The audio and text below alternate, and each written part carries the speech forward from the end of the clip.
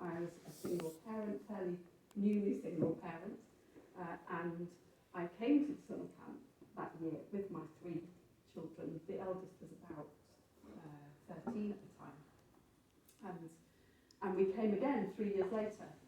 But what ended up happening is that my eldest son decided to come to university here and went to Howell to study robotics. And he did his bachelor's there and his master's, and he's just finished his master's. So he's been here for 6 years. And then, just before Brexit, my daughter, who was 19, went, I might want to live in a different country as well. And she had made friends, and so she ended up coming to live in Copenhagen at that point. And she's still here now. So I come to visit Denmark a lot because they're both here. And we've kept in touch over the years, although very sporadically, and it's been great to catch up since being here. And it's because of that connection. And I worked for an organisation in the UK called Potential Plus. It used to be the National Association for Gifted Children, and then it changed its name to Potential Plus during the time I was working there. And I worked there for 13 years, until about 2 years ago, when, for varying reasons, I left, partly to do with family circumstances. And during the time that I was there, I set up their assessment service and was involved in a lot of different projects across the organisation. And my job role there was the senior education consultant. And then towards the end of that time, we entered into a collaboration with the National Association for Special Educational Needs, and we set up an entity between us. It didn't have its own legal status, it was more of a project, which we called the DME Trust. So DME stands for Dual or Multiple Exceptionality. It means the same as twice exceptional. The terms are interchangeable. It's just that for some reason in the UK, they decided to call it dual or multiple exceptionality, and the rest of the world calls it twice exceptionality. So anyway, we set up this organisation called the DME Trust, which the purpose of which was to bring together all of the information that was pertaining to dual or multiple or twice exceptional children. And I became kind of seconded as the director of that organisation, so I kind of set it on its journey, worked out what the aims of the organisation was, what the strategic plan was, and then also saw it through its first project, which was an academic report on kind of the experiences of dual or multiple exceptional children. One of the projects that I did while I was working there was that I worked with Maritza, who I ended up writing this book with. Maritza was an occupational therapist working in near where we were based, in Milton Keynes. And as soon as I met her, she was one of those people that I thought, now, I know you've got an open mind, I can work with you, and I felt pretty confident that if we referred children to her, that she would do her best to work with them. And what ended up happening was that over the years, she ended up kind of adapting her practice so that it really suited dual or multiple exceptional children, twice exceptional children. And then we worked together to create a course for other occupational therapists so that they could learn kind of how to adapt their practice to best meet the needs of gifted and twice exceptional children. Just to clarify, I just want to, do you all know what an occupational therapist, what they do? No. Okay, do you have can you spend a minute on that? Okay, so an occupational therapist, it's quite a broad term what they do, but basically they help people to do everyday tasks. So often an occupational therapist will help people who've been in an accident to regain the use of their limbs, a bit like a physical therapist, but with the aim of being able to do everyday tasks. But in this context, one of the things that occupational therapists do is if a child has mobility issues to do with dyspraxia or what's the other term for it? The developmental coordination disorder, DCD, then they will help them with both coordination, but then also other associated problems with that. And one thing that they've become really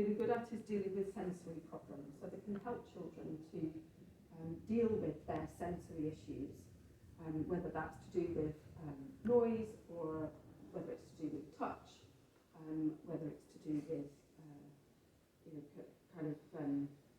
if they struggle with, kind of the smells of things or the tastes of things, that can really help if a child, for example, has a very limited diet and they need to, kind of expand what they're eating, and it's just the texture of things that is the problem, or the taste of things. They can also help with handwriting as well, because that's kind of an everyday task that's to do with movement, so that falls into their remit as well. So what usually happens is that a child would go, or they deal with adults as well, but we're talking about children, so a paediatric occupational therapist, they would go to them, they would probably have an assessment where they would identify the issues to be worked on, and then they would have a series of therapy sessions to help to work on those things. And what they're also dealing with at the same time is kind of the emotional and mental barriers that a child might have for those to overcome those issues as well. So it's not about that on its own, but that comes into it alongside the other things that they deal with. Does that help? Does anyone have any questions? Any more questions about that? I don't know. Yeah. You'll understand a bit more about it as we go on. Yeah, so I worked with Maritza. We set up the course and funded by an organisation called the Potential Trust. We ran that course 3 times, and at the end of which we were like, this is great, but we're only reaching maybe 10, 12 occupational therapists at the time, and there's a much bigger need for this, and probably an international need that we can't fulfil. And so we talked about writing the book, and we approached the publisher, and the publisher agreed with us that it would be a good book to write, and so we turned the course into a book, and that's what we've got today. So it's primarily aimed at occupational therapists, but it is also useful for anybody that wants to help a child who is gifted or twice exceptional and is having specifically some sensory issues and some kind of thought issues, overcoming that and kind of dealing with that are holding them back. So that's what the book is, and you're welcome to have a look at a copy of it. I know some of you have bought copies already, and we've put those to one side. And if anybody else at the end of the evening decides that you'd like to buy a copy, there are some extras here. That's as many as I could carry. Okay, so what I'm going to talk about today is kind of the background to the approach, which I've already started to cover. And then I'm going to talk a bit about the needs and characteristics of gifted and then of twice exceptional children. I appreciate there's probably a range of people here. Some of you might be quite new to this. Some of you will be very experienced and will know a lot of this bit that I'm talking about. But I thought it best to cover that so you could understand kind of what those issues are, so that then how that needs to be accommodated in therapy. So then I'll talk about how, what that means for occupational therapy, and then I'll talk about kind of what the model is that we built. Yes. Just a small question. The slides, is it something we can get afterwards, or? Yes, I'm happy to send that would be very nice. Yeah. So the model has 2 tiers to it. One of them is kind of the foundations for therapy, so the things that therapists would need to bear in mind when working with these children, which you will see come out of those needs and characteristics. And then kind of the 4 walls, the 4 things that need to be done in therapy. So that's more of the therapy approach. So that's a bit about me. So I now work kind of in a group of schools, working with the central leadership team there, after leaving Potential Plus UK. But over my time there, as you can imagine, 13 years, I supported a lot of families of gifted and twice exceptional children.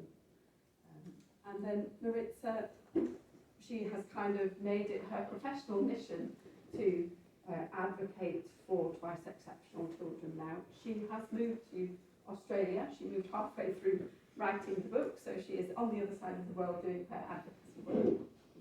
And she was telling me today that she's actually rebranding. When she was in the UK, she had one brand. She was telling me today she's rebranding her organisation to be called the Gifted OT, which I really like.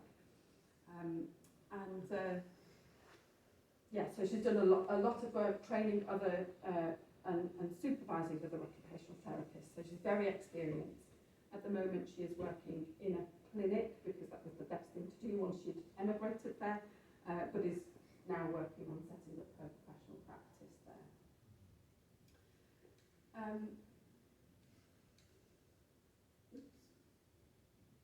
So I've talked a little bit about that already. We met originally through a mutual friend, actually, in Milton Keynes. I knew quite a few people from the home education kind of community within Milton Keynes, and Maritza had done some work with them, and then she put us in touch with each other, and we had that initial meeting where I felt, actually, yes, this is a relationship that I think could work. And she ran some parent courses for us, and as well as us being able to refer people to her. And like I say, that it was through kind of working with many children that come through Potential Plus and then gone to her that she realised that the traditional therapy approaches were not working. And I'll go into why they weren't working a little later on when I'm talking about the occupational therapy. So on to the needs and characteristics of gifted children, first of all, I'll start with. And you may know some of this, and there'll be bits that, that kind of probably that I am leaving out, but this is the way that I chose to approach it when talking to occupational therapists about it, so that somebody with zero knowledge about these children could understand some without being bombarded. You may have come across this before. It's called the tripartite model of giftedness. It's what we tended to use in Potential Plus UK when we were talking about identifying these children. So it's Stephen Pfeiffer, who's an academic in the US, came up with that, and it basically talks about the three areas that we need to look at when we're thinking about identifying gifted children. So the first one, which we probably all know about, is the high intelligence side. And that usually comes through some sort of assessment. And so we used to do assessments at Potential Plus UK. Sometimes it comes through in the UK, we have some schools do some aptitude testing. And so it might come through that. But not everybody has the opportunity to go through some sort of testing. When I met last night, we had a meal together, and the psychologist that was there, who's not here tonight, told me that you were on the verge of having a screening in, was it grade 1 for children? That's going to be coming in Denmark, and that's great. That will happen universally, and so that is something that might be picked up through that process. But yeah, not everybody everywhere has the opportunity to be screened. And so that can't be the only way that we identify children. When you do identify through that one, it's usually, microphone closer to me, is that better? It's usually the top kind of 3-4 percentile that we're looking at. But it really depends on the child, and that might be in one area, not in all areas. The other areas, so we've got outstanding accomplishments. So this is where you might identify a child through what they're doing, performing, showing, kind of on a daily basis. And that might be within a classroom, or it might be through some other means, but usually performing ahead of their age group in something. So, like I say, mostly that's in school, in an academic sense. It might be in maths, it might be in some other subject where they're significantly ahead of their peers. And it might be that they become known, or it's identified that they might be gifted because of that.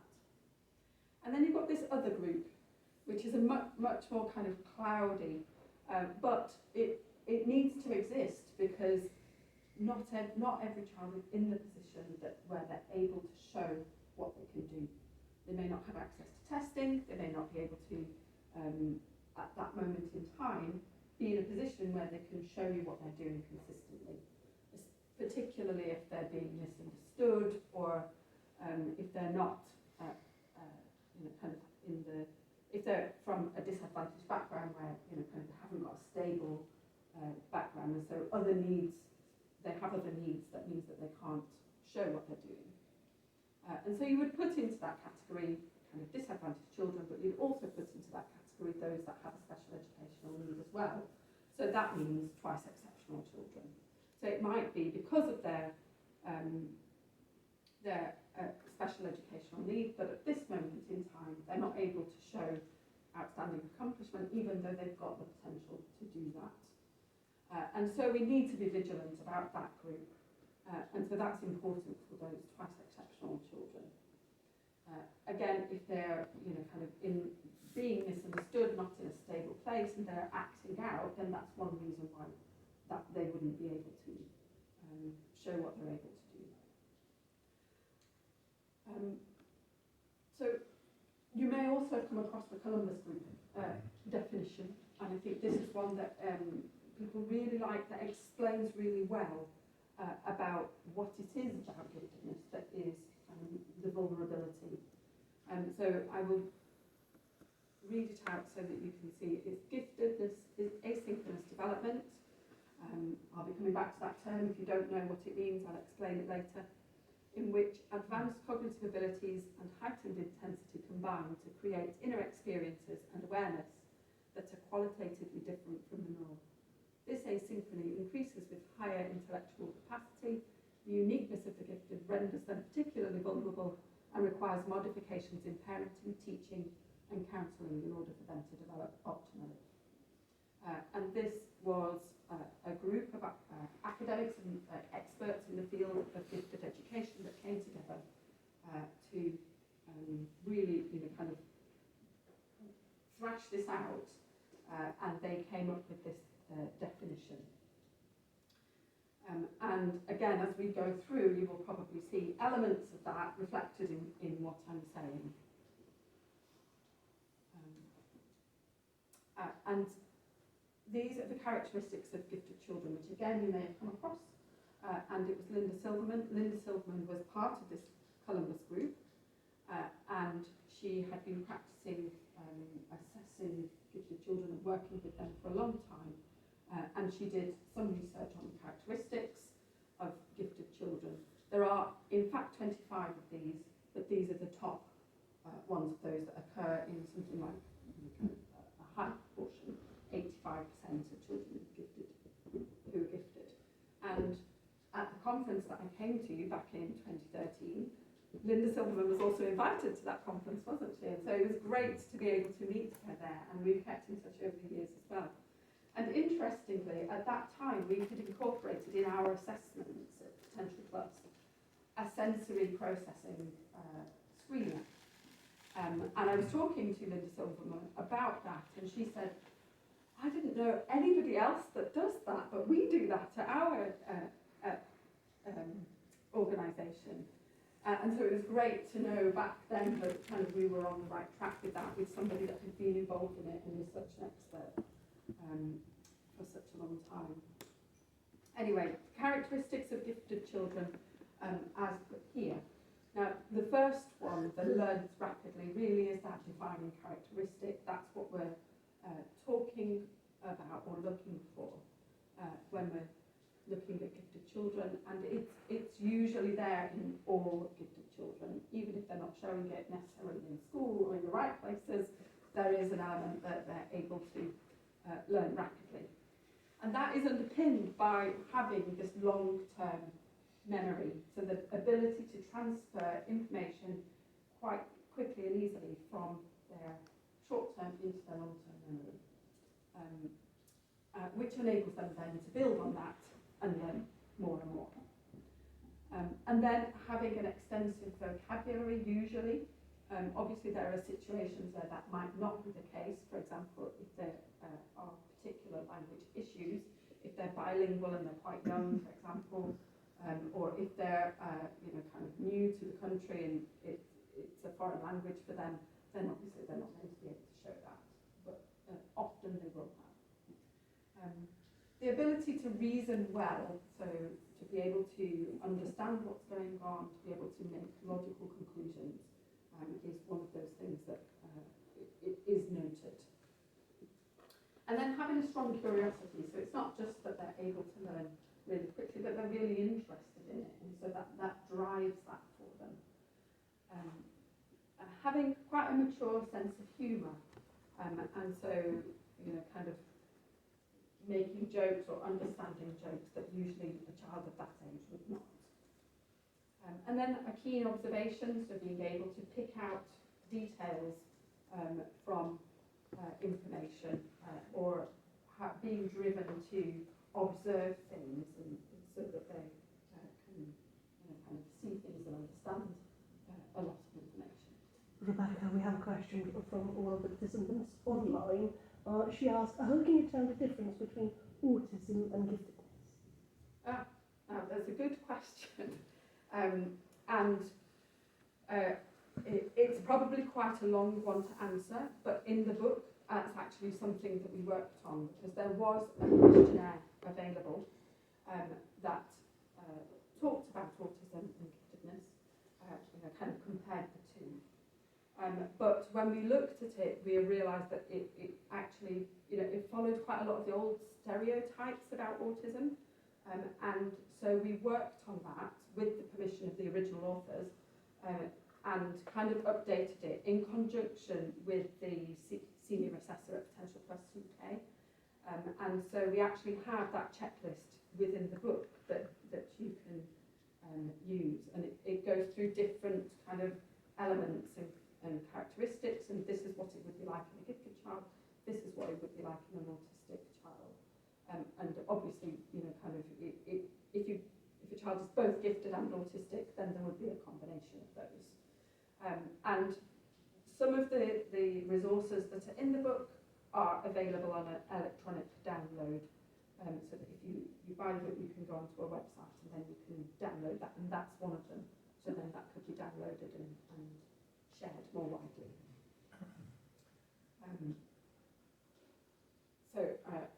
I'll come back to it a little bit later on if there's some time, and read out some of the ones that are in there and explain a bit about them. So then compassion for others is another one. So again, that might be something that a child who is autistic might struggle to show that, not that they don't have compassion, but they might struggle to show that in what we consider to be an appropriate way. But usually they will, kind of be able to pick up on his emotions and might feel a real compassion.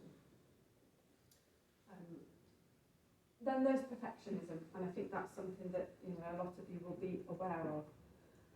And there are different reasons for why that happens. One of those is that when children are very young, they can learn very rapidly. The things that they're learning when they're young are quite kind of simple, and they can pick them up really quickly. And so they don't really learn the resilience. They don't find those things challenging, and so they don't have to work to overcome those things. And then when they hit something that actually takes more effort and more sustained effort, then they might find that difficult and become frustrated when having to put in more effort. For example, handwriting. When it comes to then doing handwriting, you can't learn handwriting without actually putting in the effort, repeated effort. And so then that can become very frustrating. And yet they have this real understanding of what good looks like. They understand what good handwriting should look like, and can become very frustrated because they can't perform to that level. And the same applies to lots of other areas as well. And so that's another reason for the perfectionism. And it's also really,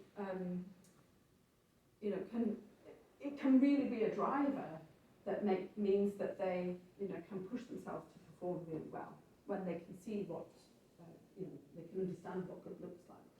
But it's when it kind of crosses that threshold into affecting their lives negatively, that you would talk about it being negative perfectionism.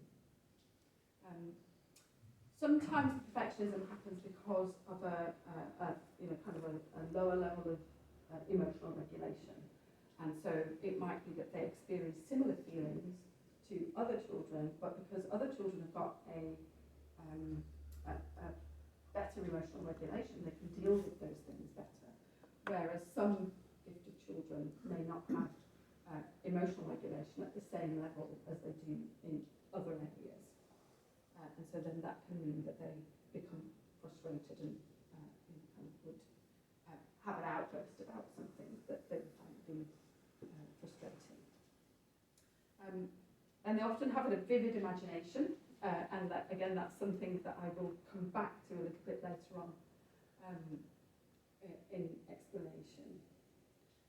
Then a long attention span, and this is something that we often find when children are very young, because it's very different to their peers. At that age, they're able to concentrate for quite a long time, whereas other more typically developing children do not have that long attention span. So there is a real difference there.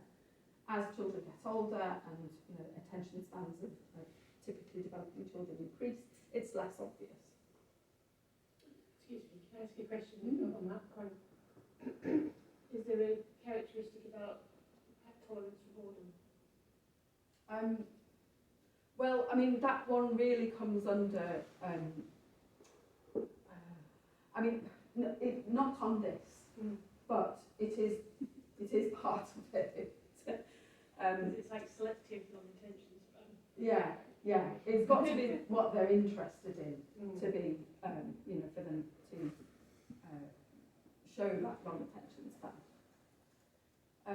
And then ability with numbers often, obviously with some children, they may struggle in that area, but broadly speaking, lots of gifted children will have a good ability with numbers. And then they really tend to have this concern with justice and fairness, and this is something that continues throughout life, it doesn't go away. But they, gain tools to be able to deal with it later on. But that concern with justice and fairness might lead them to be questioning their authority a lot, or questioning the rules. Why is that rule being applied to that person but not to that person, kind of thing. Doesn't go down well in a classroom generally, but yeah, that's another of those characteristics that happens with a lot of gifted children.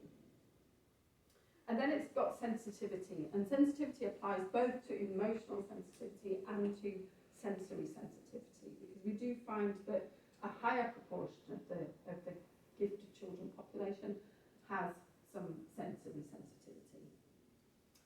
And then a wide range of interests, usually, things that they're interested in, really broadly. And that is something that probably would be quite different with a child who has autism, because they would have probably quite deep but more restricted interests. So things that they're really, really interested in, but there are fewer of them. Whereas a child that is gifted without that will probably be interested in a lot of different things. Okay, so I'll pause at this point and let you just have a little reflect and talk to people next to you, for people in the room, which of those are the primary characteristics that you see in your children or the children that you work with. And for those of you that are online, if you just want to pop in the chat, which one stands out to you, and we'll just do that for a couple of minutes.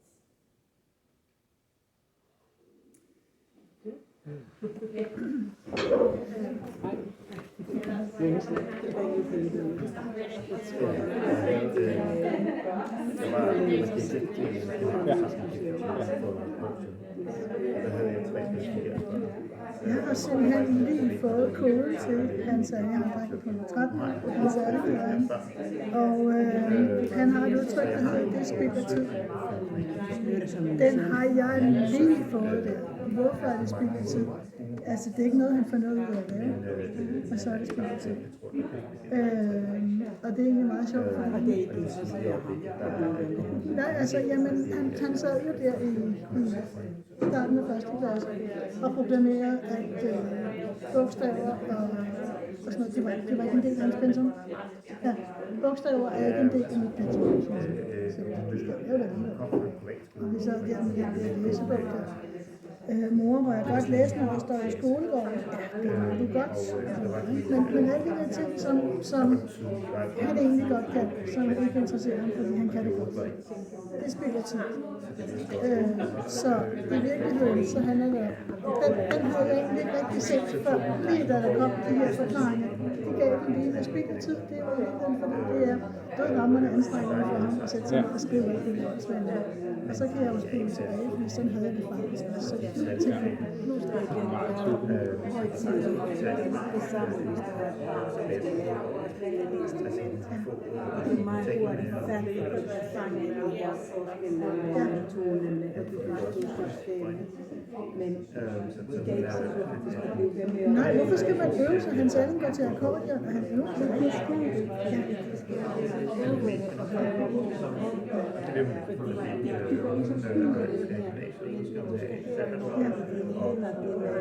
Men så kommer den ikke i spild af tid. Lige præcis fordi jeg har forstået, hvordan det her hænger sammen. Nu er det spild af tid. Det finder jeg ikke af det der. Ej, hvor var det interessant. Nå, ja. Ja, og det er altså bestemt med musik, ikke? At det går sådan her. De lærer det, eller måske går det endda sådan her. Men efter 3 uger til klaver, ikke? Så tror klaverlæreren, at det her det er den næste Mozart, vi har med at gøre. Ikke? Og så bliver det svært. Ikke? Så bliver der krav, og det er ikke bare, fordi de forstår udmærket godt noderne, de forstår godt det der, de forstår godt, de kan godt. Jeg blev udsat for det der som barn af en meget ambitiøs blokfløjtelærer, hvor jeg lige pludselig blev hørt til den ene koncert efter den anden. Gør det noget, min mand spiller med? Nej, hvad spiller han på? Han spiller cello. Nå, okay. Og så spillede vi der. Og det, altså, jeg blev fuldstændig kvalt i det, fordi jeg skulle være den næste Michael og Peter. Nej, jeg skal bare gå til blokfløjte om torsdagen. Altså, det var rigtig befriende at lave det så ikke og ligesom lave ligesom, jeg tror mange intellektuelle artistiske folk, det kan godt lide en konkret belønning. ikke sikkert. Ja. Bare det der med at have musiklærer, så det er små stjerner. Jeg har sådan en sådan opspillet instrument, på kanonkraftværk, og jeg har 10 minutter hver dag, og endnu rigtig rart med ham. Og jeg har fået besøg af Pokémon-kort også, når han øver det, og de leger det. Så kunne det godt. Og det var egentlig en god idé, fordi det har hans accordion-lærer fanget. Så han får det, men derhjemme har jeg ikke tænkt over det, fordi hvis man tænker, du skal øve dig. Ja, det sker nok. Pludselig, så sker der ikke. Ja, det er præcis. Ja. Ja, lige præcis.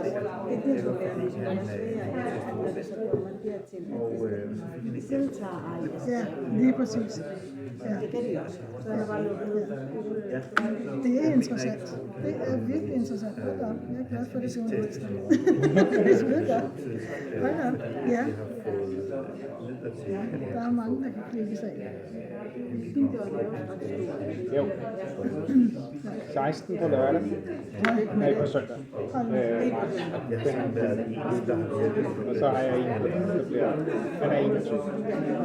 Nej, det er det eneste, han ikke har. Men det er meget svært at arbejde der, hvor vi bliver voksne.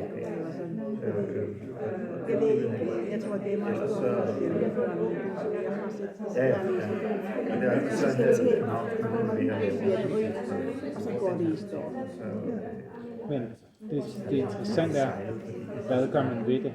For jeg vidste det, da han var 5 år, vidste jeg, at det ville gå sådan. Jeg forstod intellektuelt, at det måtte være sådan, at hvis alt var nemt, så når det blev svært, ville man gøre modstand.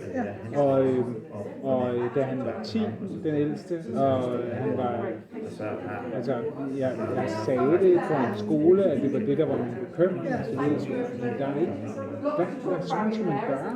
Altså, fordi det kræver jo We're on again. Can online people hear again? Online people, can you hear us again?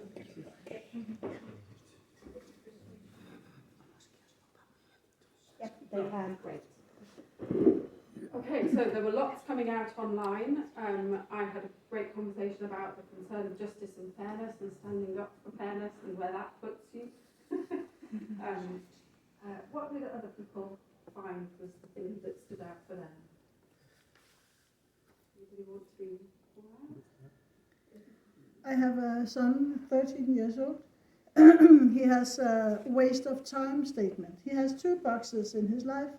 It's the funny part and the waste of time part. Mm. And at the age of 6 years, 5 years old, he told me letters are not a part of my curricula. It is waste of time. He was reading very, very nice and no problem, but he didn't want to do it. Mm. And everything, every easy thing is waste of time. Mm. If it's He has below to his get level. something out of it Yeah. to put it in the funny box. Mm. Yeah, thank you. I'm sure others can relate to that as well. Anything else? Yeah. I think I can add, my son is now grown, but the justice and fairness issue, remember he would have, let's say he likes chemistry at school and there's a new teacher and this teacher was unfair towards not even him, somebody else. Mm. And that would tune him out completely to that teacher and his marks would just go down, Yeah. even though he actually likes the subject. So it was a bit of a challenge to get him to understand this is actually harming him and but this sense of fairness, that person wasn't fair Yeah. and therefore I can't respect that person and will just tune them out in my life. And that's not very helpful at Not school. when they're your teacher. Yeah, that, we were talking about the same at the back, and I have my daughter has often been like this as well, and she ended up leaving Scouts because the Scout leader was not fair, not to her, but to her friends.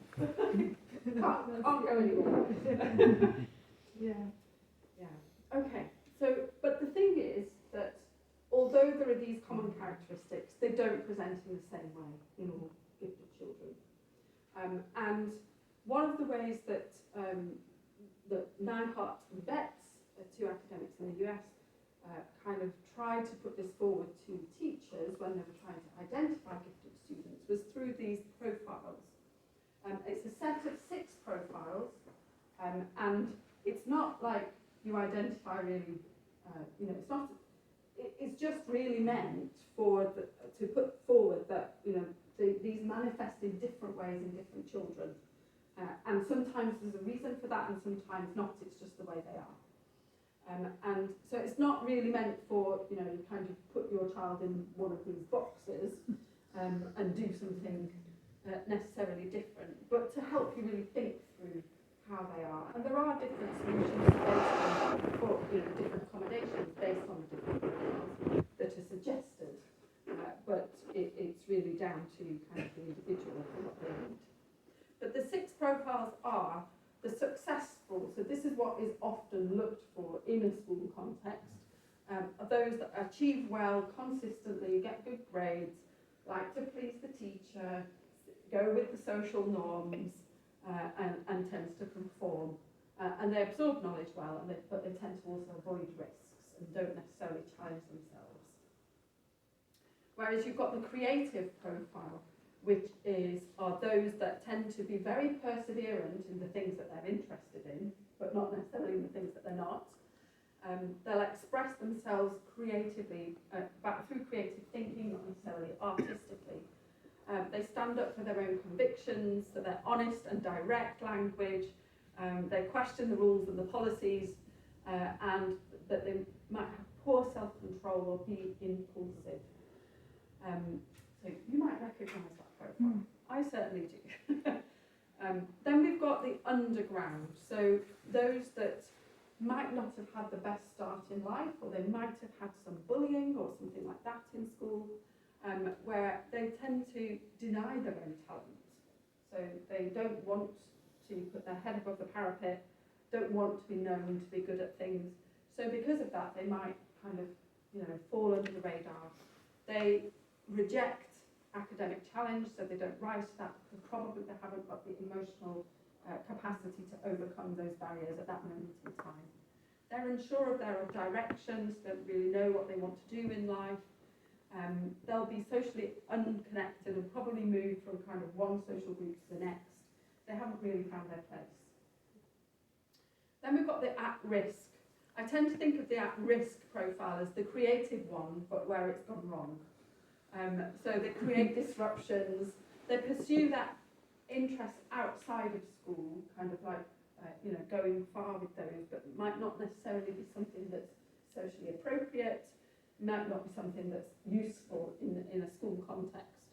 They'll do academic work when they value the relationship with the teacher, and this is actually consistent with one of the conversations that we were having last night, where I think it's been found that usually in neurotypical children, the relationship with the teacher counts for 1/3 of their academic success, but for children that are at the higher end of the intellectual spectrum, it's 2/3.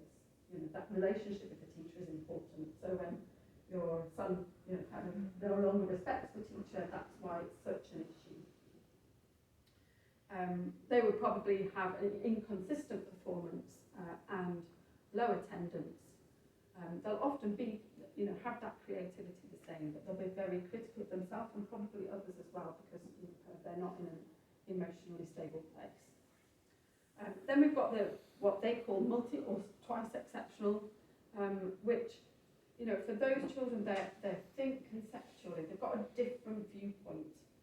And if we think about it, the rise of neurodiversity agenda, where kind of neurodiverse people are coming together and kind of understanding more about their profiles. Actually, these are the things that are coming out of it. We're good at solving problems. We're good at that conceptual thinking, and we're good at making connections between things and that logical thinking. They'll often enjoy novelty and complexity in their learning, but their performance will be inconsistent because there'll be barriers that they have that will hold them back in some situations and not in others, depending on whether it's something that they're passionate about, whether it's something that they need to use skills that they lack at that moment in time. They may be disorganised depending on what their special educational need is. They may be disorganised, they may have processing, if they've got dyslexia, for example. They will probably have some emotional dysregulation, and there may be behavioural problems there if they've not got the right accommodations. And then the last one is the more autonomous profile, where they tend to have appropriate social skills. They seek challenge and they challenge themselves, usually in their learning, and they're good at working independently. So different from the top one because they've got those social things in place, but they're good at more, kind of better at working independently and challenging themselves. They're strongly self-directed, they follow their passions, they're resilient in their learning, and they've got a good understanding and acceptance of themselves. And actually that's where we'd like all children to get to, wouldn't it? Not just all gifted children, but all children. So those are kind of useful, really, just to think about kind of the breadth of the profile that gifted children present themselves as. Before you move on, Yes. could you go back a bit? Mm-hmm. I've just got a question here from Casper Linney. He asks, will you ask Rebecca about the multi versus twice expression mentioned here? Yes, so I did say at the beginning that, it means the same thing. It's just that the multi recognises that there may be more than one special educational need. Like my daughter, for example, who has both dyslexia and ADHD and has some mental health problems and is gifted. So that's multi. But yeah, that's the reason it's there, because it's not just twice.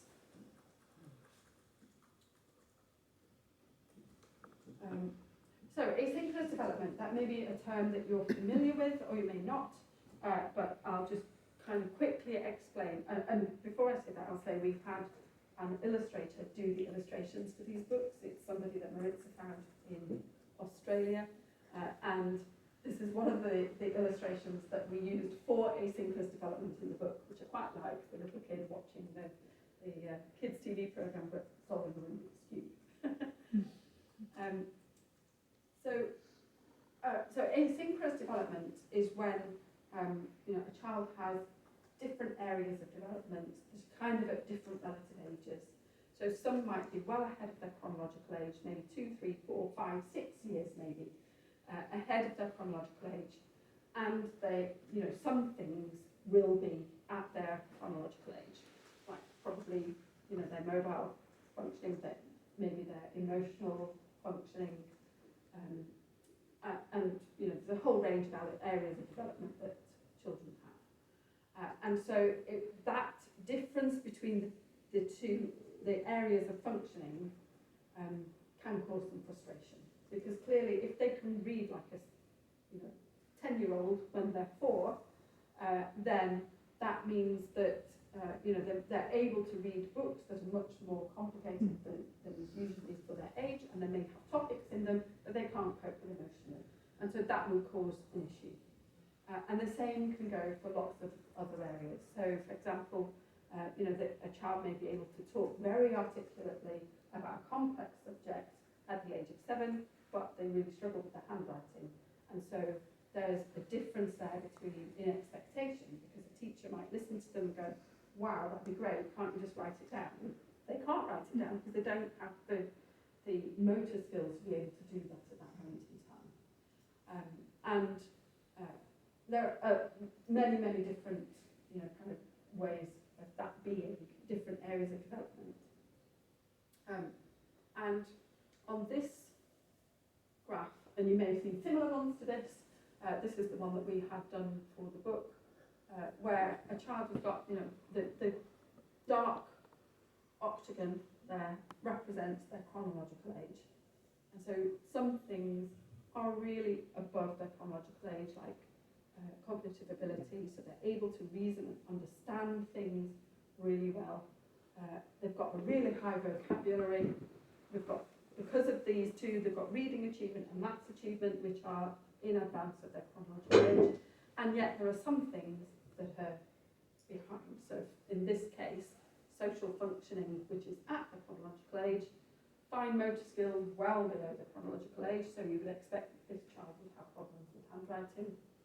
Gross motor skills, which are a little bit behind their chronological age, but not too bad, so it's probably within the range of normal. And then this child would struggle with their emotional regulation. So you can start to see some of the problems that child would have, and the areas of frustration that they themselves would experience, never mind kind of the expectations that others might have of them. And this asynchronous development, which was referred to in the Columbus definition, is true for all gifted children. It's not a case of they've got this. It's because if they're gifted, by definition, something is well ahead of their chronological age, and other things will be their chronological age. Yes. It's a pet peeve, and you have already made the point, but I just want to make sure it's made again, that giftedness, I mean, in the definition it says giftedness is asynchronous development, and you could put a period there, because that's true, but it also needs to be said that this doesn't require that there is a lag. No. 6 areas could be on age, and 2 could be above, and that still counts.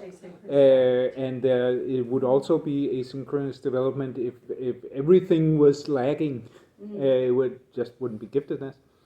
But at least my experience in Denmark is that parents of gifted children, often say that their child has asynchronous development as that's a bad thing that they have along with their giftedness if they are immature in certain things. Yeah. But that's incorrect or imprecise. They will always have it if the child is gifted. Yes. Because some things will be way ahead and some things will be the chronological age. Yes, it doesn't require something to be behind. When it comes to twice exceptional children, then usually there is something that is behind, and that difference between the areas becomes wider, and that causes more frustration and more problems, purely because there are, there's a bigger gap between areas.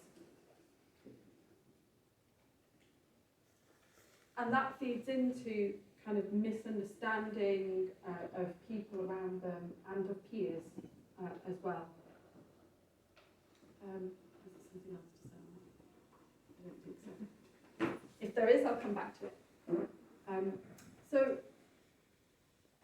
Dabrowski's overexcitability, I'm not sure if you've heard of them. If you have, I will recap them and I'll try to explain it as well as I can for those that have not heard of it. So Dabrowski was a psychologist in the 60s who researched as part of a kind of personality development theory and model.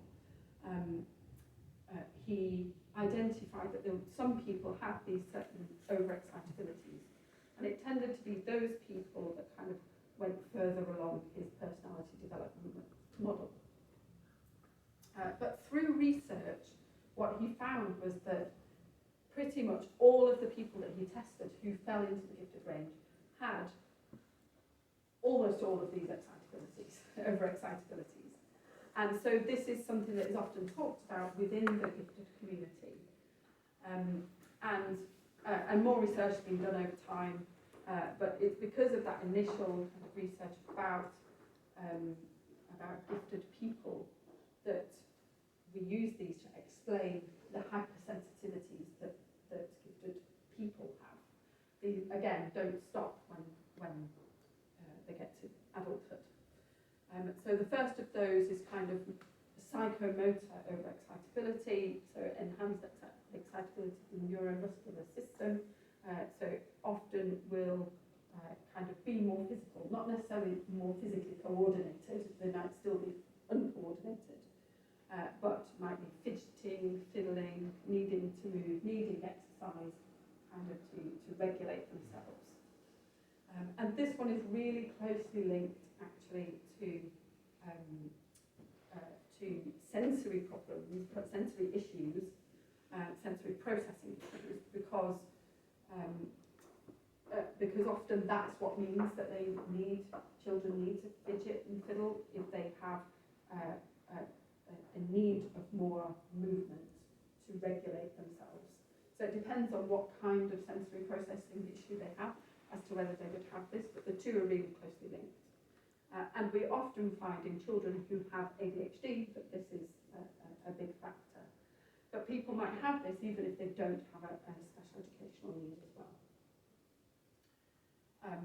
And then intellectual overexcitability is about the intensified activity of the mind. So this enjoying learning things, enjoying kind of processing things cognitively, and learning a lot of the time. Discussing intellectual issues, kind of having discussions about those things. And usually that's seen as a positive thing. That's not necessarily seen as negative, although, when that's not happening, when they're not in a position where they cannot do that, then obviously that boredom that you're talking about comes into play, and, then they'll become frustrated because they're not able to learn at their own pace. Then you've got the emotional. So it's not just kind of a lagging emotional regulation. It's that they experience emotions kind of more highly, so more heightenedly than the norm.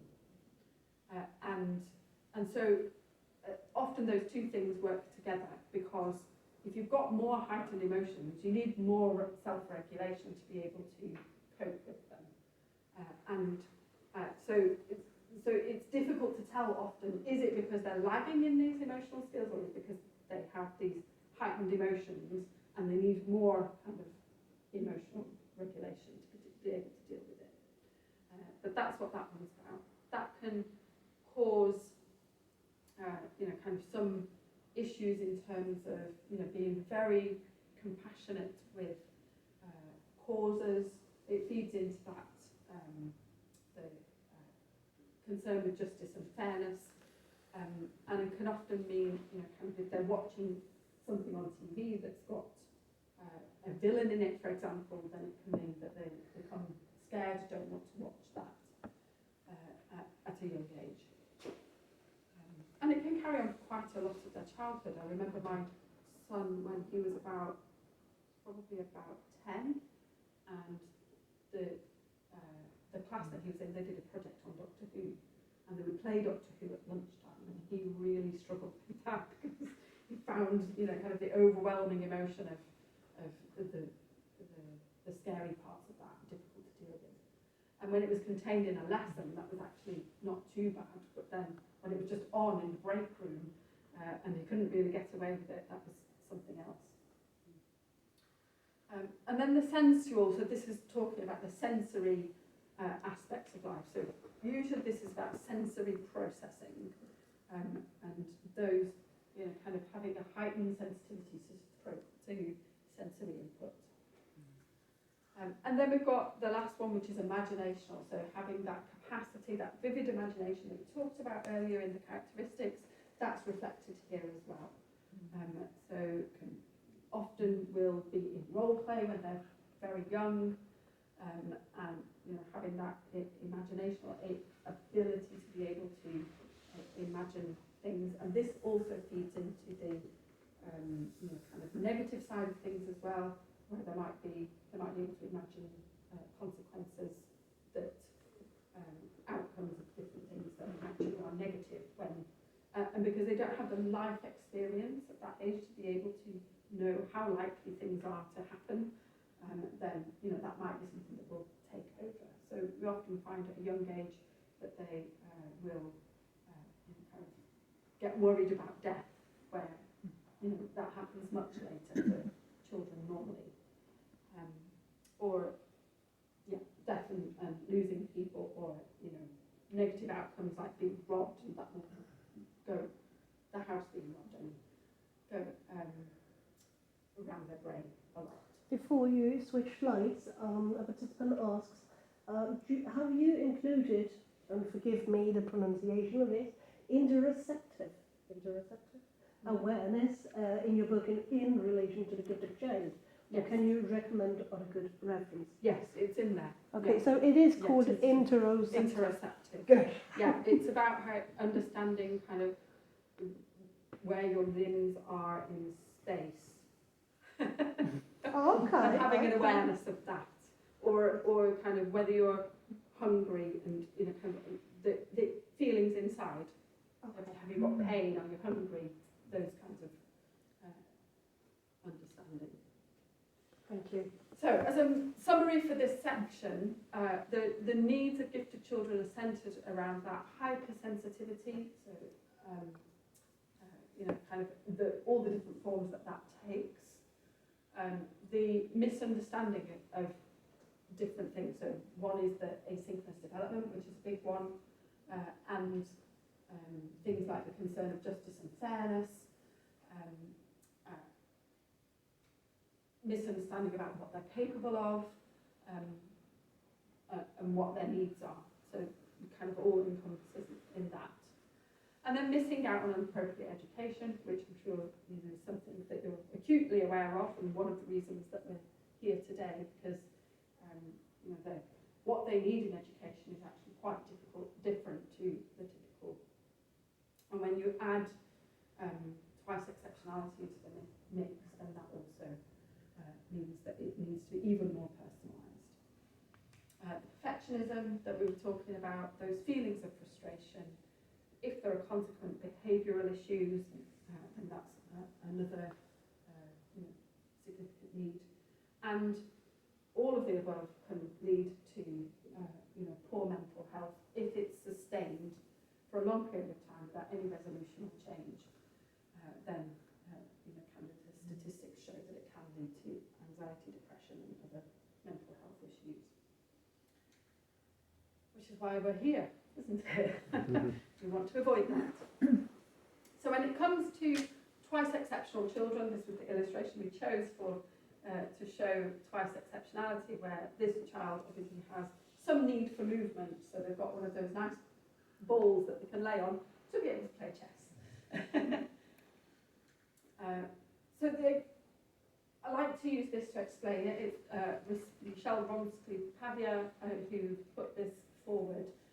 We changed it slightly for the book to make it kind of simplify it and some of the terminology. So you've got, on the one hand, if a child has special educational need, that can be a specific learning difficulty like dyslexia. It could be neurodevelopmental conditions like autism or ADHD.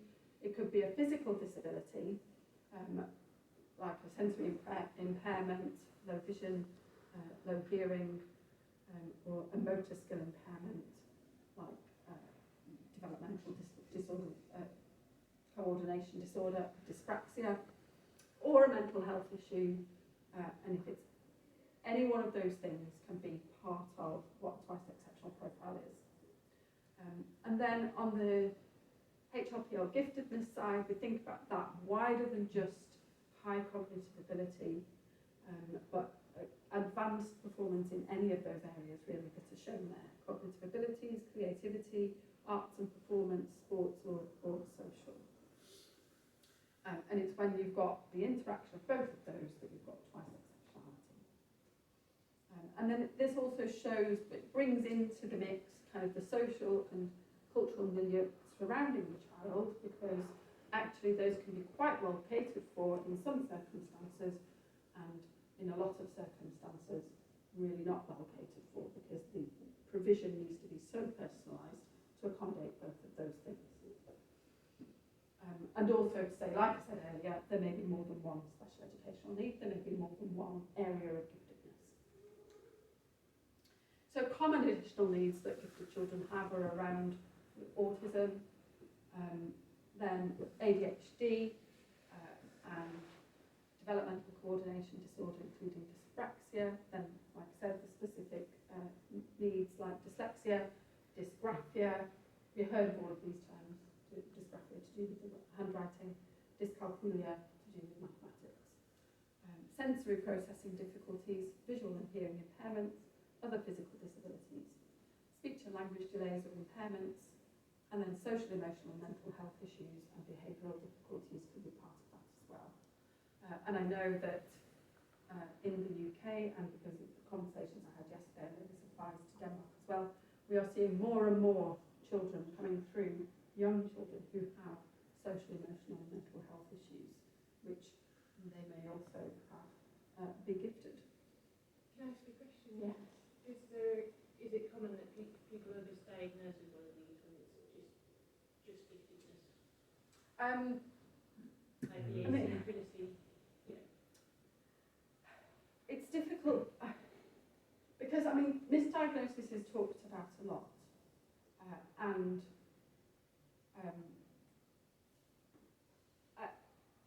I more and more felt that actually if there are signs that a child has that thing, even if they're also gifted, and that's what's more prominent right now, usually later on those things, the difficulties get worse, and so then the diagnosis becomes more appropriate as they get older. Because as things get more complex and they're meant to be more and more independent and skills are lagging more, then it just becomes clearer, the picture. And so over time, if it becomes clearer that actually they haven't got the issues that they might have been diagnosed with, then yes. But I think in majority of cases it is probably the case that there is something going on if they've got a diagnosis. That's my personal opinion. It's what I've seen kind of play out in the years that I was at Potential Plus and in my own family as well. So characteristics of twice exceptionality are that there is some advanced cognitive ability in some area, even if some things are behind.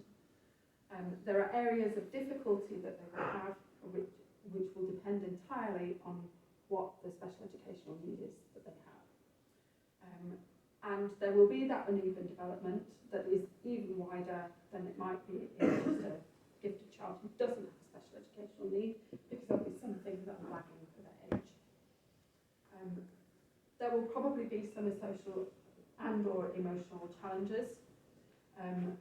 Obviously, in the case of autism and some other social special educational needs, then there will be specific difficulties in that. But even if that's not the case, there usually are some social challenges because they're very different to neurotypical people. And so they will struggle to relate to their peers. And then the emotional challenges usually come from having that heightened sensitivity, but also, kind of some areas being behind and having areas of development that are so kind of vastly different that causes more frustration.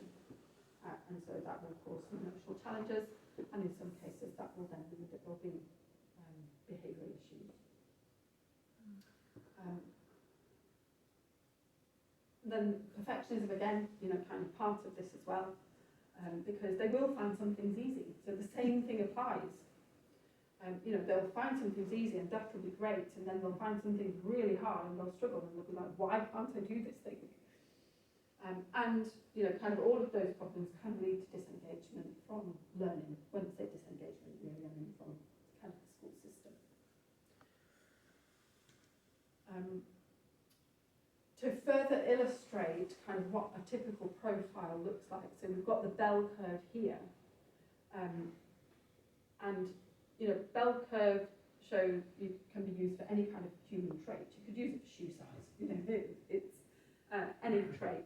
When we're doing assessments for children who are gifted, then we tend to use cognitive ability and then some other measures to see what else might be going on. And so for a child that is gifted, you would imagine most things would be kind of at that side of the midpoint. And they'll be probably quite close together. With a child that's twice exceptional, then you'll tend to have,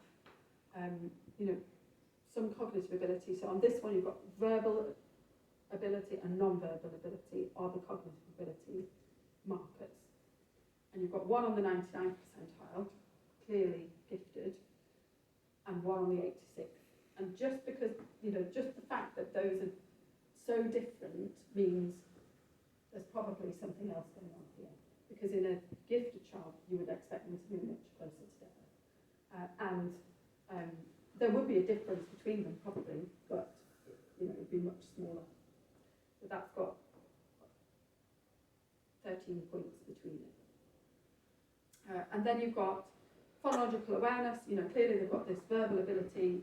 They can also kind of hear how sounds break down really well, and so that awareness of the parts of language will also be high.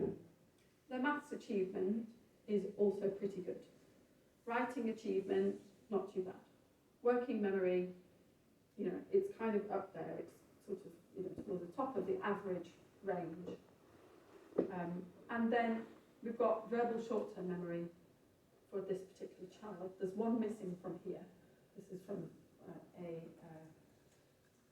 previous proof of the book, where there was one between the fine motor skills and the short-term memory that was about processing speed. And fine motor skills, which are kind of in the below average range. And so we've got a spread of different abilities, some of which are below their, kind of the norm for their age. That's really just to illustrate kind of what we would typically see when you see a assessment outcome. We have a question on perfectionism, and forgive me, I'm translating as I read. But here a person asks, is that to be extraordinarily slow something you can address or connect to perfectionism? Or how do you explain, especially teachers, that you can be gifted without being able to solve tasks in 3 seconds? I would call it being thorough, but is it in reality perfectionism that plays a part or something else entirely? I mean, it's difficult to know without knowing the specific case, because it could be a child that just processes things slowly. Processing speed tends to be very much linked to chronological age in typically developing children, and in gifted children, it's actually quite rare to have processing speed that is also as high as cognitive ability. It's usually sort of average or above average, and so we would not expect gifted children usually to be able to solve things super quickly, although there are some that can. I mean, my son, for example, can read much quicker than I can. But then there are some people that have impairments in processing speed, and usually it's people who have some dyslexia there. And dyslexia may not be picked, in a gifted child, may not be picked up until they're much, much older. So it could be a child that has some dyslexia. And we don't know unless we know more about the specific case. Okay, thank you. Can I add a bonus question? Yep. Is there different processing speeds as well, such as you might be visually very quick and then auditory slow and then So working memories? So processing speed is about the being able to output it. So you can do things quickly in your brain, but it's being able to give the answer, retrieve the answer, and give the answer. And so usually your processing speed is your processing speed for that. So yes, they might be able to solve some things much quicker in the brain if it's a visual as compared to kind of a word task or something like that. But the processing speed part of it is about the output. So being able to verbalise the output or write the output. Different ways of testing it use different methods of giving that output. Sometimes it's verbal, sometimes it's written. So yes, inside your brain, but the output is probably the same. Because that's a different thing. So I was just bringing that back, which, this thing can also be reflected in that same way, with your chronological age being kind of the centre point on your bell curve. Okay, so usually when you have a child that is twice exceptional, there is something in each of these 4 boxes. And this is actually one of the ways that I would teach teachers to identify twice exceptional children, is by using a checklist, and there's one in the book, kind of a form that you would fill in, where you would put in each of the boxes what things the child had. So usually there would be some intellectual strengths, so you could note there what are those intellectual strengths, and then usually there would be some academic difficulties there. And then there would be some emotional indicators, so kind of the frustration, the perfectionism, kind of all of those things, or it might be that they struggle with emotional regulation. And then behavioural indicators, so it might be that they're acting out, but it could also be that they're distracted, or they could be very inconsistent academic performance that went into that box of behavioural indicators. Can I ask a question related to dyslexia? Yeah. The woman asking here says she has a 13-year-old daughter who tests within the yellow area of dyslexia, but otherwise is really dyslexic, like can't spell her own name. Can you say a bit about this masking?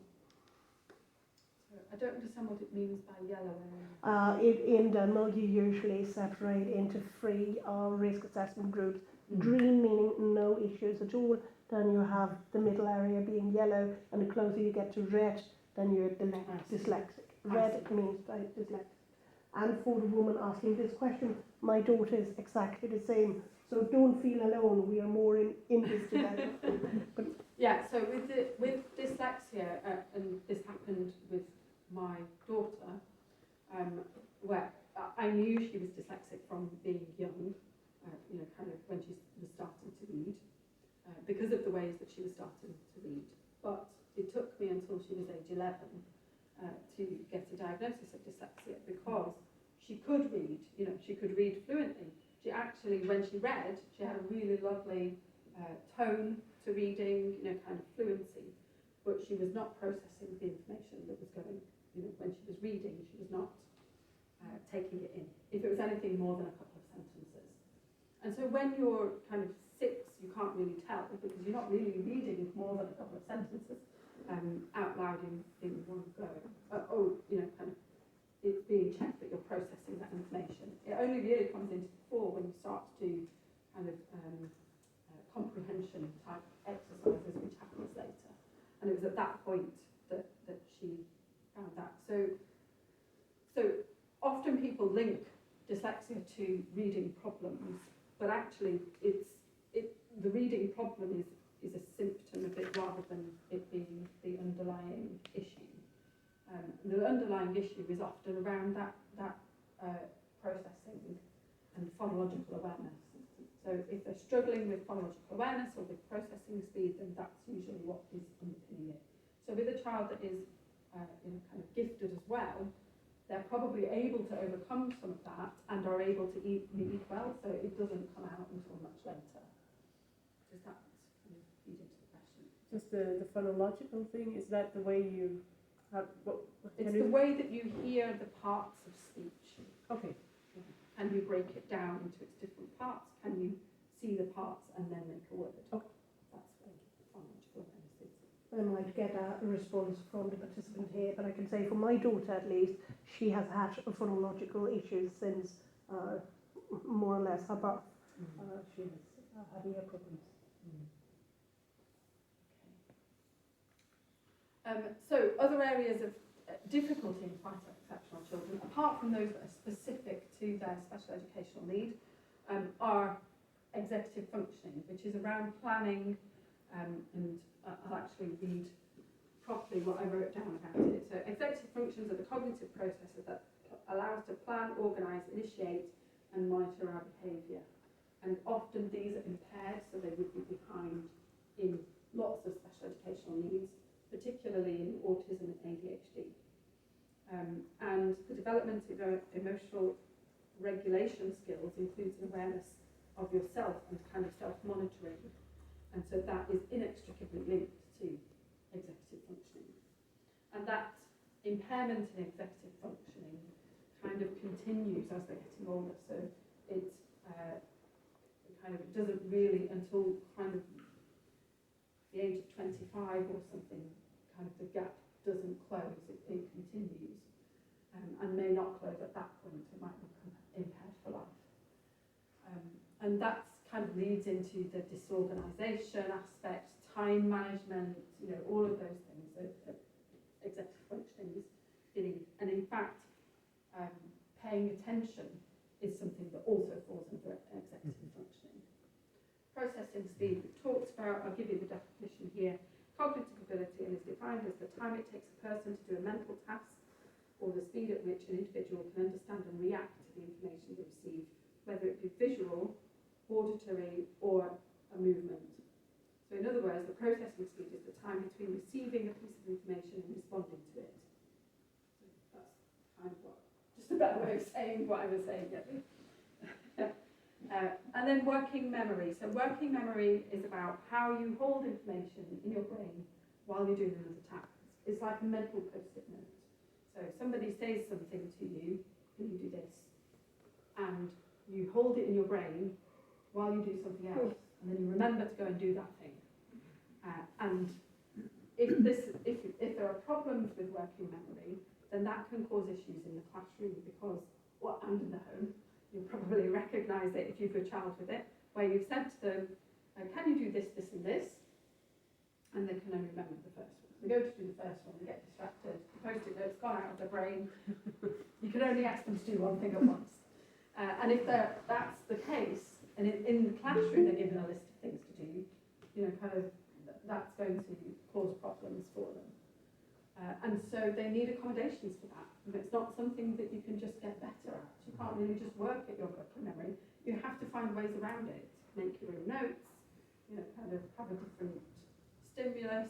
You have to find ways of working it in. And then these things are a problem because can cause problems with study skills, which then might need to be approached differently. And like I said earlier, on study skills, when a child is young, when they find a lot of things easy, and then things get more complex, and they they have not developed the resilience to overcome those, then that process will already impact study skills, because they won't have learnt the things that they need to be able to remember and monitor their own learning. So barriers that this causes is misunderstanding about all these different areas of things going on with them. On the face of it, you can't see that going on. You have to know the child and understand how to know that. And misidentification. So, for example, a child being labelled as a naughty kid, or kind of thinking that they've got one thing and not the other. So it might be they've got a special educational need, but their giftedness is not recognised, or the giftedness is recognised because that's really obvious, but people don't understand what's going on underneath that on the other side. So we have to work quite hard to make sure that that's understood, whether we're professionals or parents, kind of ourselves understanding it and then being able to communicate and advocate for it.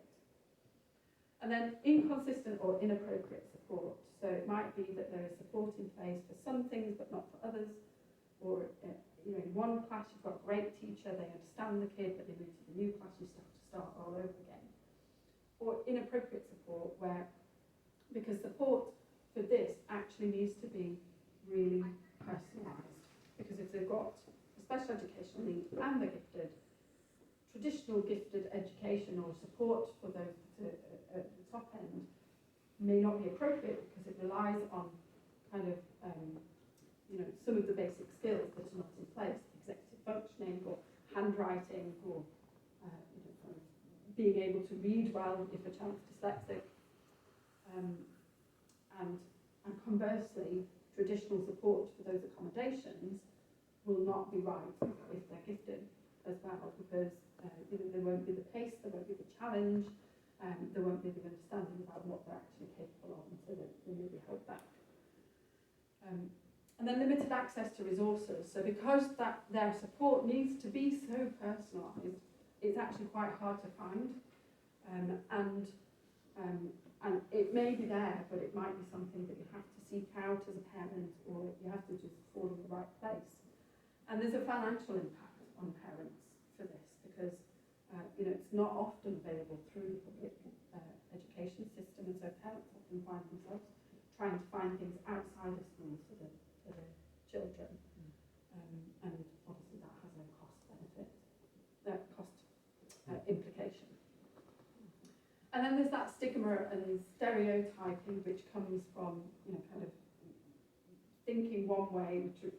We're used to thinking in one way about special educational needs children. We're used to thinking in a different way about gifted children, and not often is it thought that actually those things coexist, and that a special educational needs child can have the level of ability that a gifted child does. I have no idea what time it is. I'm just carrying on talking. Am I okay? We are not saying anything unless somebody needs to go. No. Okay. We're a bit over time, slightly. Okay. So the support that twice exceptional children need is that individualised support. They need understanding and empathy from the adults around them, and hopefully from their peers, but it starts with the adults. They need appropriate academic challenge. They need collaboration and communication. So we need to collaborate with schools as parents to be able to get the right things in place. It's not about the fight, it's about having that ongoing open dialogue where you can say, I understand that there are these challenges, I understand that this isn't working, I think this is the reason why, and so that you can have that kind of ongoing dialogue with schools. And also between schools and other professionals as well, who have understanding of this, to help each other kind of understand what's going on, to get the right support in place. And then the opportunities to build relationships with peers. It's really important that they have a social life when they're younger, and their peers may not be necessarily their classmates, and so you may need to look wider for that. Often that's found through doing activities that they're interested in, those peers, no matter what age they are. Yes. Is there something with the children that come to a wrong conclusion? I have a son that he's sure that nobody, absolutely nobody, enjoys school, and that teacher's only there for the salary, and it's hard to get him out of that conclusion, and it's obviously wrong, but he's met so much frustration and lack of support from teachers that he's sure now that they are the villains in his life, and that so what I'm looking for is a way to kind of undo his wrong conclusions in a way that I mean, I try to a lot to say that there are actually kids that enjoy school, and that it's not, I mean, it's a wrong conclusion that you've got. How old is he? 12. I mean, I think it's a case of talking, putting it in an opportunity they might be able to talk to other people about it, because certainly when they're getting towards that age, what parents say, sometimes they start to no longer believe. And so if there are other people, family, friends, or actually talking directly to teachers or other people, other students, I mean, then that probably would be the only way of getting it out of that, if what you've tried so far hasn't worked. And yeah, having that awareness of the underachievement possibility, and kind of being hot on that, because hopefully there are some indicators of what they're capable of, and if they're not meeting that, then that being flagged early on so that we can get the right support into place. You should read books, sons. I think book sons are very happy to go to school. Okay. I have a 13-year-old son, and he loves going to school, and he's the only one in his class who goes to school to learn something. So he has the opposite. Yeah. It's complicated. Yeah. So we get on to the part that this applies to occupational therapy, entirely. But I think all of those things need explaining to underpin kind of why this is needed. So we talk about the non-OT factors. So there are things that occupational therapists will deal with that pertain to their special educational needs that they will be used to. The sensory profile, the sensory processing, the handwriting difficulties, whatever it is. But these things, which we've talked about already, are things that will be specific to children that have twice exceptionality. So and occupational therapists, whoever's dealing with the child, needs to look out for these things. So it will be the perfectionism, fear of failure, having a fixed mindset about something, so not believing that they could get better in specific things.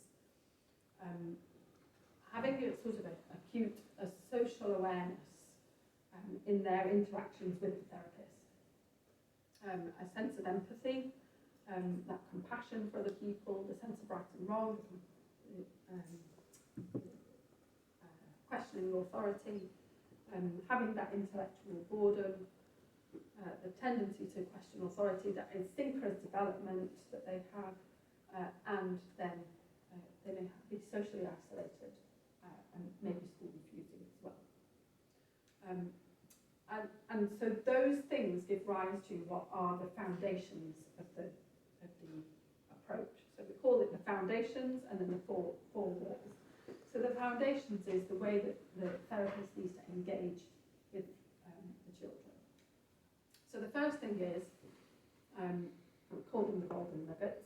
So the first one is to purposefully empower parents and carers alongside the children. And there are various ways in doing that. So it's to make sure that everybody's on the same team.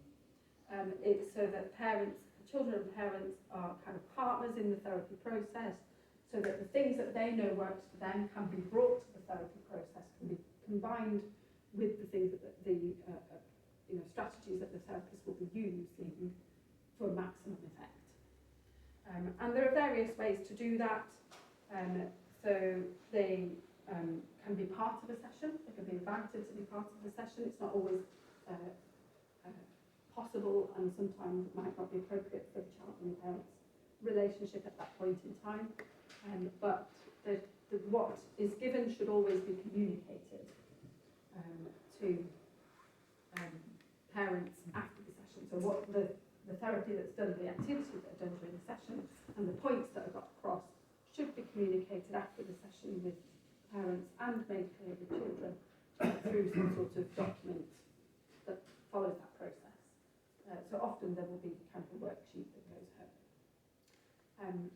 The second thing is to lengthen the sessions. So what Maritza found when she was doing occupational therapy was that the usual length of the session would be 45 minutes, but actually twice exceptional children could concentrate for much longer.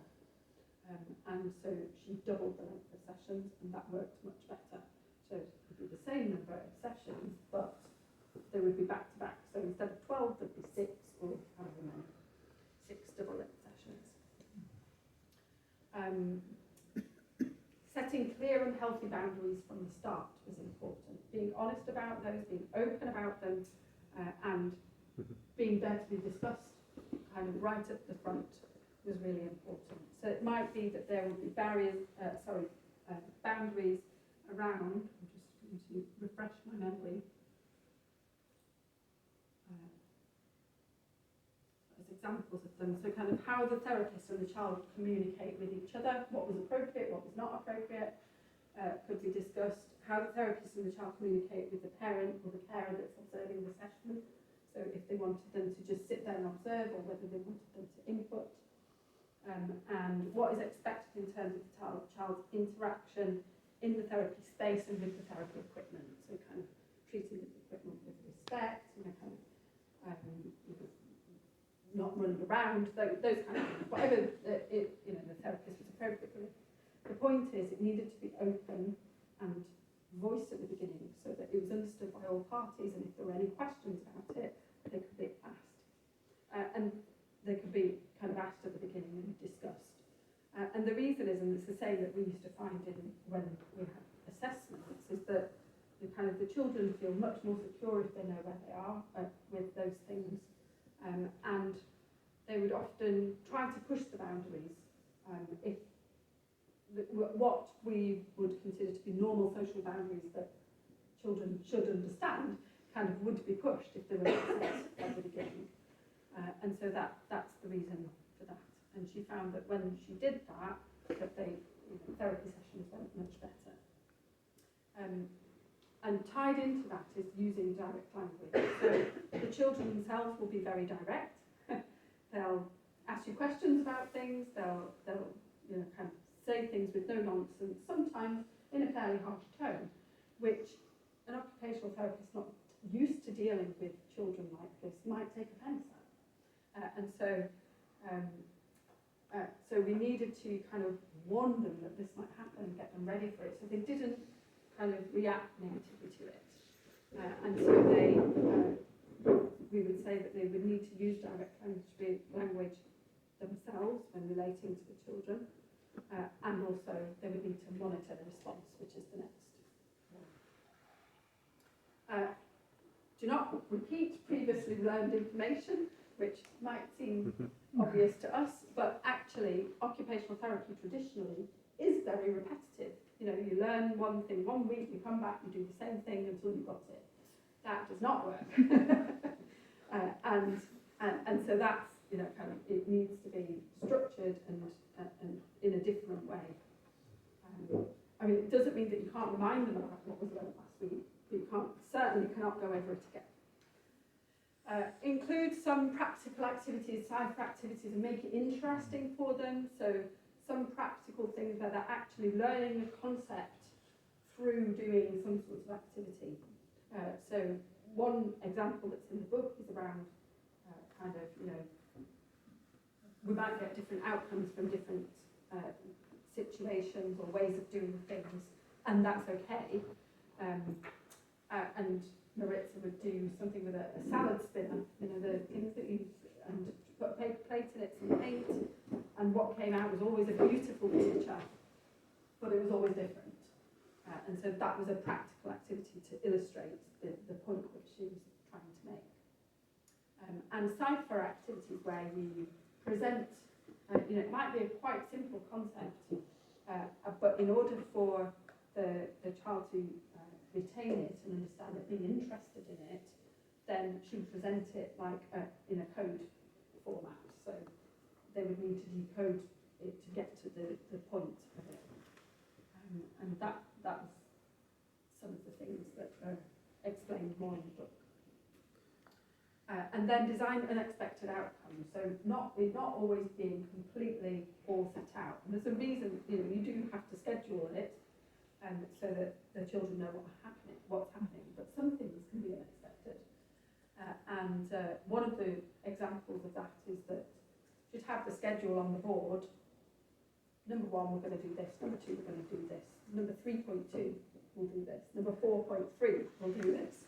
And the kids would be like, why has it got 3.2? Why is it put?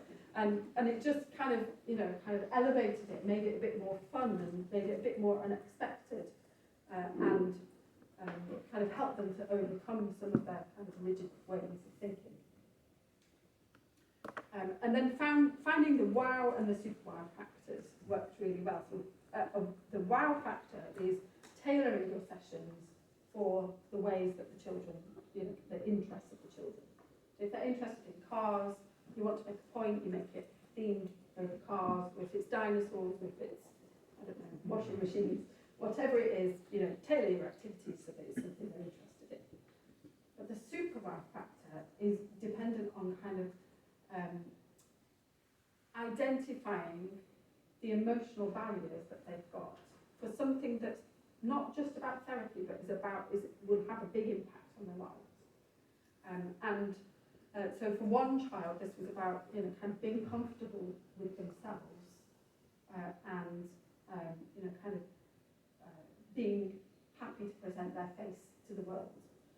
And there's a lovely example in the book around a child that Maritza had identified this with her. They'd worked on this, and then the child had to go to a interview for a selective school, and she decided to go in her pyjamas.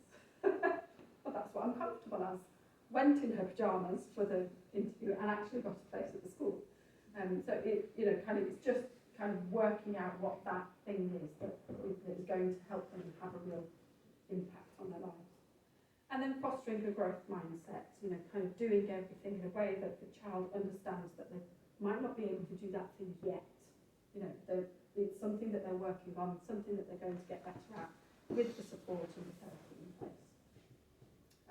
And kind of just making sure that they're coming at it from that angle. So that's the golden nuggets. The 4 walls, which are the essential components that the therapy has to go through to work best, is first of all, and the letters DMEC, is dual multiplex exceptional children. That's why we've used that acronym.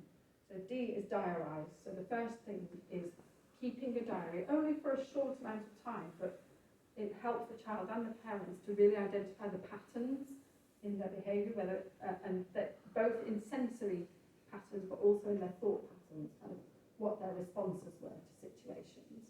And it's a week, 2 weeks, so it's not a long-term thing, but something that they can bring back to therapy and then can spark those discussions to help them to identify what they need to work on and understand themselves better. And then managing transitions is that most children that have sensory processing issues struggle with managing their own transitions, so moving from one activity to another. And so the way that this is done is both by modelling that in therapy sessions, by using kind of the structure, having the structure of the session laid out, and letting them know what's coming next so that they're more likely to be able to transition to it, but then also using doing specific strategies to overcome that in their lives and suggesting different ways of doing it. And what that is depends on kind of what the specific difficulty of the child is. Changing the environment and helping the senses. Not actually gone through them. Change the environment, help the senses is really about understanding what are the specific issues that this child has in their sensory life and in their thought life that we need to work on, and then working on those and helping them to build strategies that they can then use outside. And the last one is communicate. This one is about developing a common language to be able to talk about what those issues are. Both the therapist with the child, and the therapist with the parent, and the parent with the child, so that everybody's on the same page. And then when the child and the parent are back in other social spaces like school or clubs or whatever with relatives, they can then learn to advocate for themselves because they've got the language to be able to do it. So that's me come to the end. So apologies for overrunning. Yes, so that was just bringing it all together. So you've got the DMEC 4 walls there, and you've got the golden nuggets kind of running around the floor, and this will lead to successful therapy. And this, a lot of the golden nuggets specifically could be applied to other situations as well, other types of therapy, other ways of working with these children. The 4 walls is specifically about how therapy is done in occupational therapy. So that's what I've covered, and I'm happy to have any questions. There are some spare books to buy if you want to read it in more detail.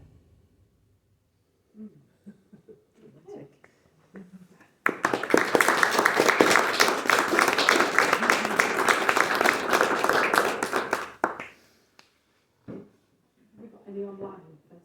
No questions just yet, but I need a bit of time to face them.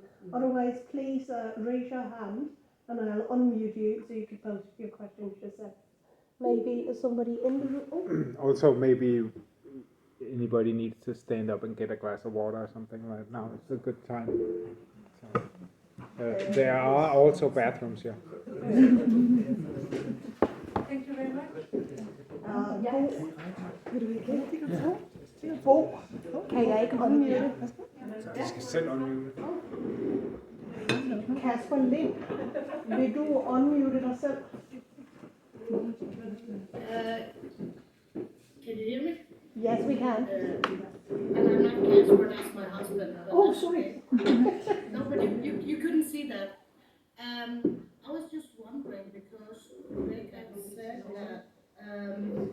that gifted children usually are average in processing speed.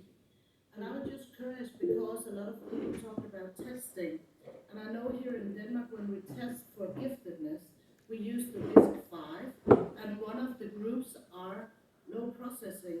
So gifted children usually get a lower score because they get a low grade on that special part. Isn't that a problem? I mean, there are recommended ways of scoring the WISC so that it takes out the processing speed, and that score should be used when testing for giftedness. Okay. I can't remember what it's called off the top of my head, but it's a certain combination that doesn't use the processing speed part of it. Okay. Yeah. Okay, thank you. Any questions in the room, maybe? I would like to ask about, in the very end you were talking about the different types of therapies. There was this change of environment. Would you be kind and tell some practical examples what it could be? Okay, let me see if I can refer to what I've got written down on that, so I can get you the best answers. This change of environment. So the main aim of it is to help the child to develop kind of their own self-awareness of it, so they can manage kind of situations for themselves. So change the environment is kind of I'll just read it through. And if you give some practical examples how it can be and how you can train it. Okay, so if one of the issues that a child has is around noise, then changing the environment means changing the noise level. So there are two approaches to dealing with any of those issues. One is you change the environment, or you help sensors. So in that situation, you could avoid going to a bathroom where there's a hand dryer that's really noisy that the child doesn't like, or you could have earphones that help them to cope with it. Those are the two things: change the environment or help the sensors. So it might be in a classroom, it's too noisy, they're struggling with the noise level, it makes them feel anxious or it gets them distracted. Is there a way that you can reduce the noise level in the classroom that would help them? Or can you give them something that will help them to cope with it, so help the sensors, so it might be earphones. And the same goes for the thought environment as well. So the two things are dealt with, so it's both the sensory things and then the thought things. So what are the things that they struggle with in their head? And can the environment be changed for that, or can we do something that helps them to cope with that?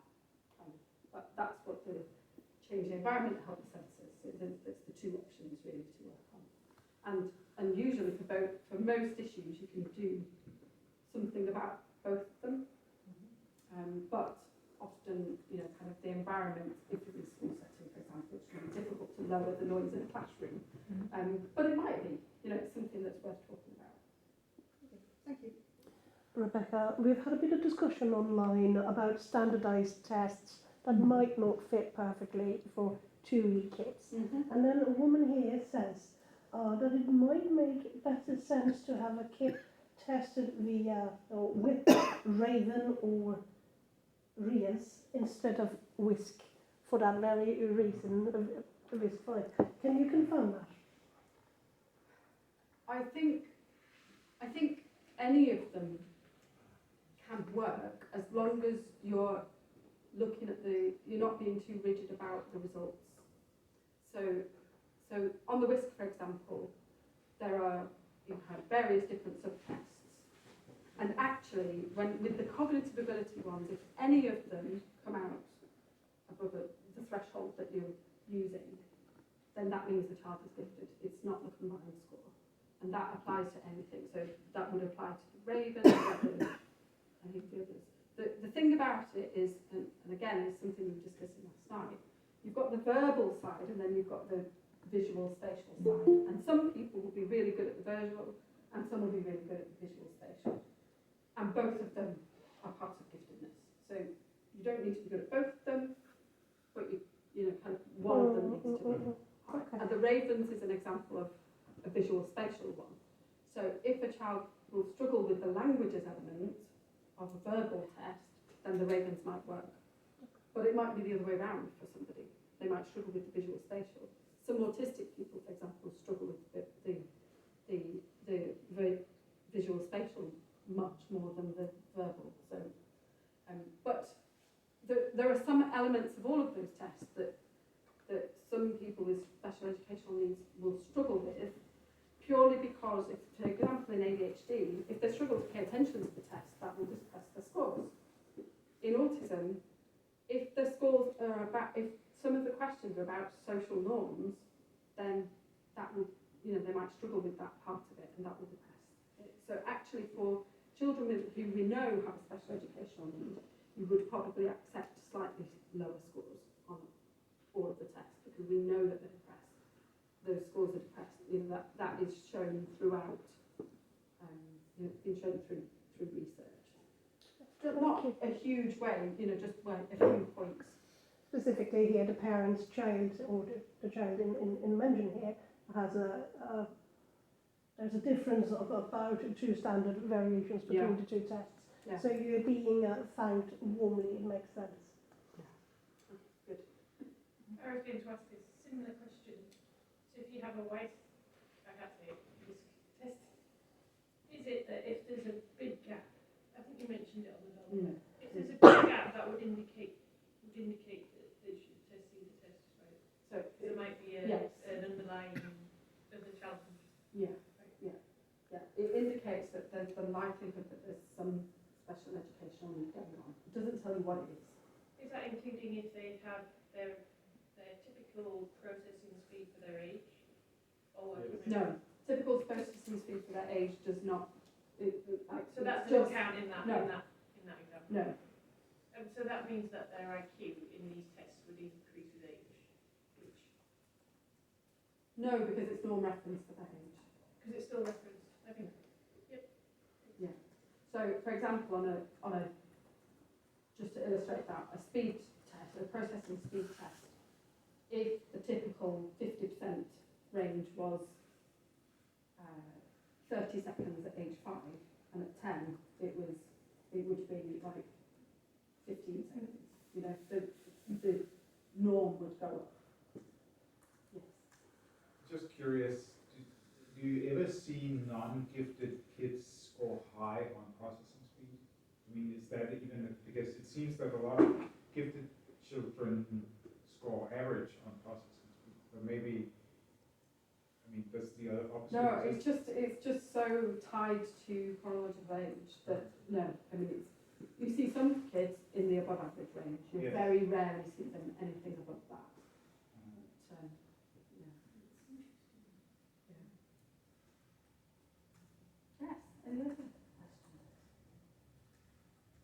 Has it been useful? Apologies for. How do we back up? I've got mobile pay. Okay. I have mobile pay. It's not mine. It's my Mobile daughter's, pay. but Very yeah. Mobile pay. For 250 Mobile, that's what you said. Mobile. Can I buy one? But I want to, do you take cash? I don't. Yes, cash with some. Because when you're in Denmark, that's Her daughter's here, so it all all goes into. Yes, I can try it. I'm so excited, that helps.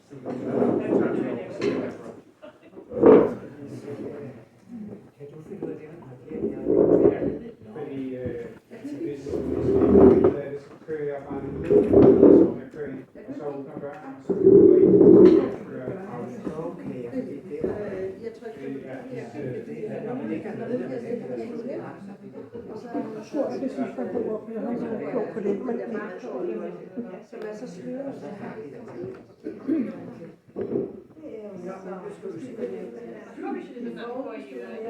De ligger der. Så den var god nok, den der. Og så er navn på, så den er vi skal nok overtale Rebecca til næste gang, vi forsøger, så vi undgår noget.